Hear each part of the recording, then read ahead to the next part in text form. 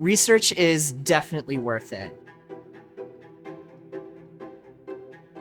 My name is Daniel Cudzich, and I'm a senior in material science and engineering with a minor in computer science. My advice to any researcher that wants to get started, if you're starting off in university, definitely email professors that you're interested in working with. It definitely is a little intimidating sending out emails, talking about myself, my experiences, providing my resume. That all goes to show that I'm dedicated and really want to join your research group. Research is a really, really good way of getting started in accumulating professional experience in industry, while also supplementing that with laboratory work on things that have never been done before. Doing research gives you a problem-solving mentality that is really valuable in industry and academia alike. It can be frustrating at times if something doesn't go right in the lab, but when it does, it's that eureka moment. Reaching out, asking for help